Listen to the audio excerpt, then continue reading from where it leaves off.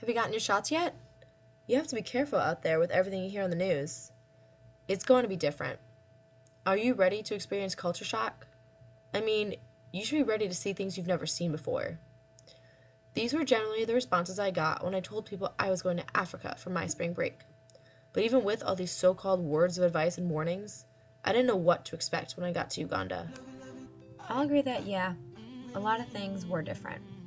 I don't usually eat matoke for breakfast, lunch, and dinner, or eat brown porridge and molasses for breakfast. I don't see gorgeous murals with giraffes at hotels, or get woken up at 5 in the morning by the morning call to prayer, which actually gave me the amazing opportunity to witness a beautiful sunrise over an African city.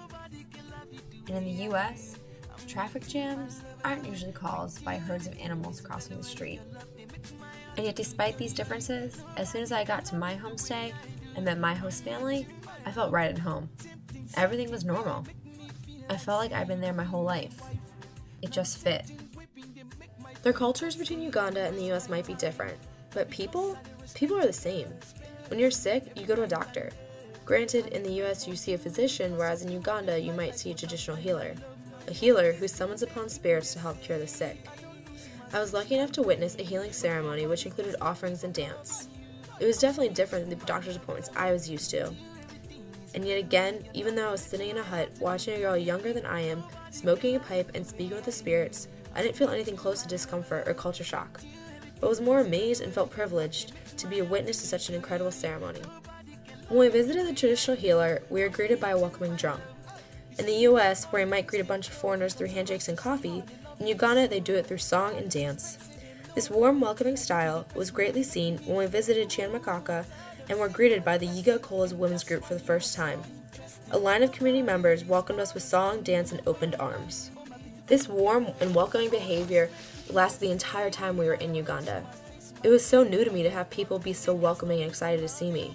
To have children welcome us through song was probably the most humbling experience of my life, and really made me realize the extent of what was being done that week. We were working with the local community to really transform people's lives and make a difference.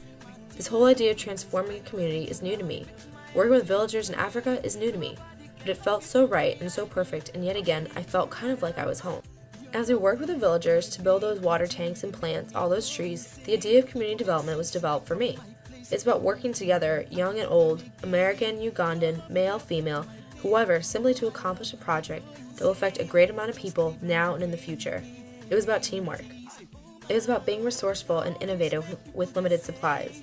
It was about learning new skills, or attempting to learn new skills, on the fly and work with everyone around. I was so impressed by the children who worked with us every day. Not only were they 10 times better at all the tasks we were assigned, using the machete, hammering, peeling bark, but they were so much more creative and innovative. When we didn't have hammers to go around, they picked up heavy logs and used them.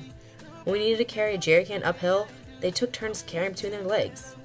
They not only had the skills necessary for the project, but knew how to use their environment and at times seemed so much older than they were. But they did also know how to be plain kids. Kids who enjoyed watching Mzungus practice a new language and struggle with the machete. Kids who liked to play with new toys, whether it be chocolate or sunglasses or cameras. Kids who enjoyed just having fun.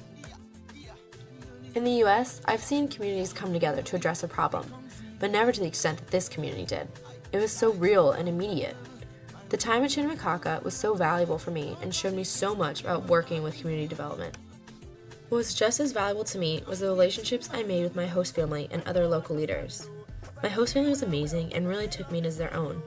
I played cards with my host sister and was able to go down to the restaurant my family owned.